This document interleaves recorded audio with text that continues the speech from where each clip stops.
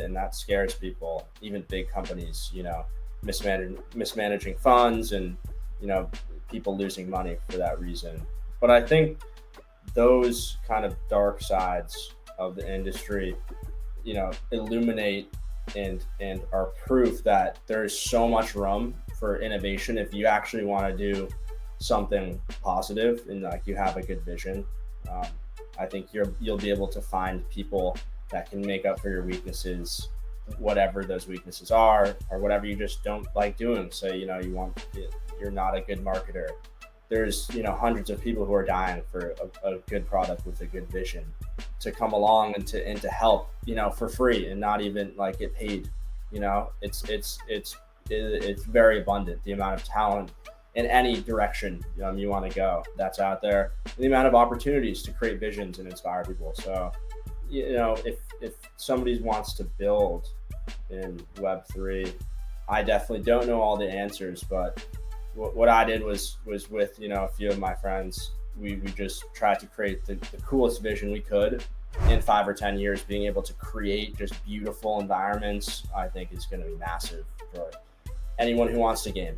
So in sort of the shorter term, and maybe like on the economic side, I think cryptocurrency as a distributed permissionless global ledger that's obviously all about security, reliability. That's the whole point. I think that's going to be really cool for economically connecting gamers, kind of like what Bananaclip's about, but on a global scale with all different types of games and people and ways to interact. So Absolutely. And you just made me think of something with the virtual reality matrix just popping up. Yeah, I know there's something crazy about. I don't want to see my hours of gameplay. That's for sure.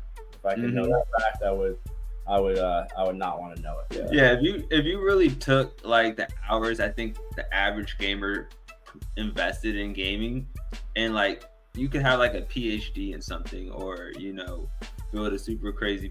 It's like gaming is so addictive, but in the best possible way, in my opinion. Yeah. I think it's not necessarily because it's competition, and it's a community thing. Like you're playing with other people against other people. Like that's kind of cool. Like you build friendships and stuff. And that's actually a big reason we're doing what we're doing. Like the community thing with games is so strong. But the fact is with these casual games, you can connect, you can play people, right? Like there's player versus player, player versus all. There's a lot of online games, turn by turn, or something like Agario. That's a map that it's live. But so the community's there, and it's 2 billion people, like I said, worldwide. But economically, people are disconnected, so there's no way to actually. People are now starting to get something for their time rather than just pure enjoyment. Yeah, definitely. We actually have our view on the play to earn thing is a little bit different than a lot of Web3 gaming platforms. Interesting. Okay. Yeah, you will be able to earn Bana in gameplay, but that's not really the main purpose of the token, which is different than a lot of other Web3 gaming platforms, right? It's all about earning the token for playing the game.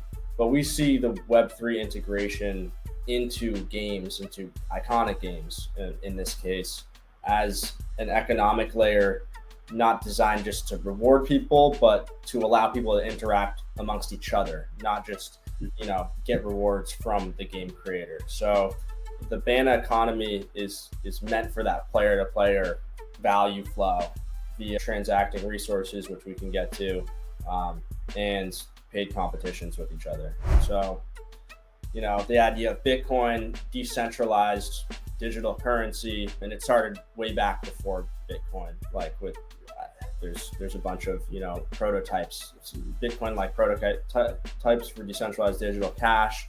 But yeah, the idea that nobody controls the fungible currency of humanity is massive. And the more I looked into it, the more I realized, wow, this is just fundamentally a beautiful vision.